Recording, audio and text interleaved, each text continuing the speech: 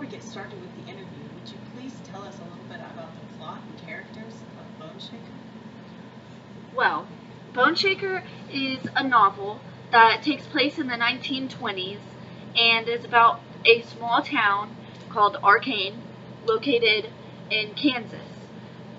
The town is ridden with people who like to gossip, and a lot of famous folklore is developed in this town.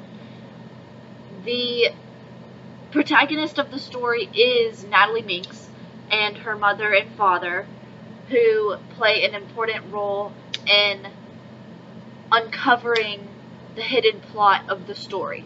I don't want to tell you too much because I'd like people to still be able to read the novel and experience the plot and the plot twist at the end, but without revealing all of that, I can tell you that demons, evil, and the devil play a very important role in this novel.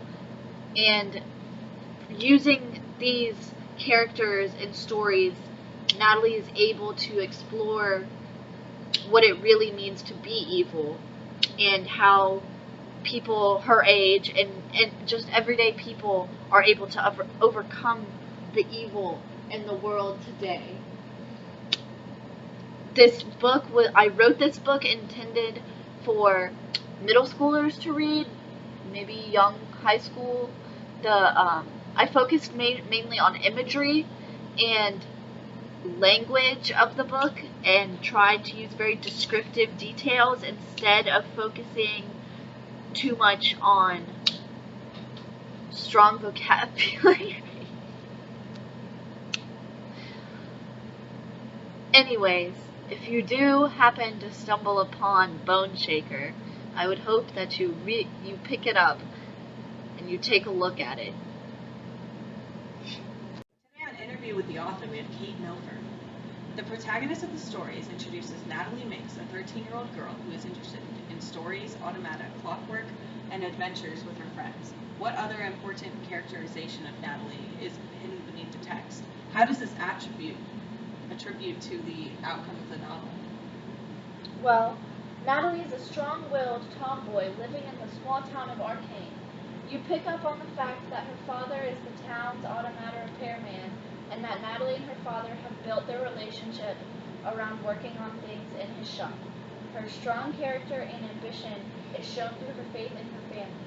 She truly believes her father is the best mechanic in the world, and she becomes very invested in the stories her mother tells her about the folks in Arcane. Her strong belief in the tales and confident attitude attribute to the end of the novel when Natalie is faced with her demons and uses her mother's stories to unravel the mysterious medicine show that arrives in Arcane and cures her mother. She uses her confidence and willpower to fight the demons away, and eventually she saves her whole town. We are first introduced to the devil through the story of Tom Hewitt, who supposedly meets the devil at a crossroads and has to battle him with the power of music in order to save his soul. Though the revelation that this story is true, we are further introduced to demons and evil that has come into the town of Arcane, and it is put up to Natalie to defeat it. How does this play into the overall theme of the novel, good versus evil? Well, Natalie discovers throughout the novel that she has been gifted the ability to physically see evil in the demons in Arcane. The other townspeople are blind to such demons, and so it is up to Natalie to uncover them. She explores the theme of good versus evil by investigating Dr. Limberleg and his medicine show, and discovering that him and his crew are not who they appear to be. She discovers this when she goes and sneaks into Dr. Limberleg's tent and sees him reveal his hands that are demon hands and don't appear to be human. She uses her smart instincts and special power to reveal their evil intentions, and she saves the town.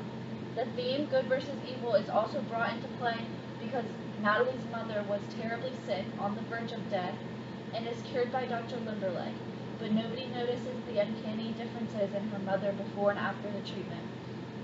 Natalie has to make a lot of mature decisions and spends the majority of the novel walking the thin line between good and evil, until the very end, when she is forced to make a decision, learns to ride her contraption of a bicycle on an intense chase scene, and she eventually reveals this and saves the town from Dr. Limberleg and his crew's true evil intentions. The first line of this novel is "Strange things can happen at a crossroads." How is this portrayed through the entirety of the novel, and how is the conclusion of the novel still tied into this opening line? The novel is set in the late 1920s, and Arcane is a new town located on the outskirts of the most distinguished crossroads in Kansas. Keep in mind that there's not a lot around the crossroads, it's just the crossroads in Arcane. The old town is located at the crossroads where, as the tale says, an entire town was completely abandoned, and the only witness to the event was Natalie's great-grandfather, who refused to ever admit what horrible things he saw that day at the crossroads. All of Natalie's mother's tales and stories play a significant role in mirroring what is actually happening in the plot, and all of her stories are centered around the crossroads. This line really serves as more of an overall generalization of the stories, characters, and events of the story.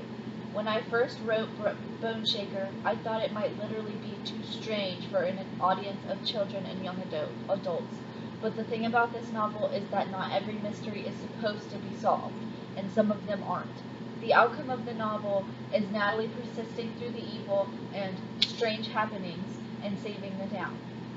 Arcane still remains a small town, oozing with folklore and stories that could go on for days. The plot of the novel only reveals the outcome of one story, and that is Dr. Limberleg and his strange band of medicine-making men. Everything else and all the other stories that Natalie's mother has told is to remain strange, unsolved, and hidden at the crossroads. How would you want Natalie's character in the novel to inspire children reading this of the same age? What aspects of Natalie would you want readers to take out and make part of themselves? Oftentimes, growing up, young readers develop their personalities and wit through exploring different characters, genres, and novels. I could only hope that children her age, 13, reading this novel would realize that you are never too young to make a difference, and I would hope that her sense of perseverance and determination would be inspiring to the readers as well. As an author and a woman, my heart aches for children who believe they are too young, too small, too unimportant, and insignificant to make an actual difference in their communities. Natalie is an important character for children to read about because she goes through success, failure, she embarrasses herself, she has a lot of responsibility and important decisions, and she has to deal with evil people. These things are also experienced by every other child in this world in one way or another on different scales. I could only hope that they can relate to Natalie's character and have a better understanding for why determination is important in the real world. If you were planning on writing a sequel for Bone Shaker, how would you introduce these themes again, and would Natalie still be the protagonist?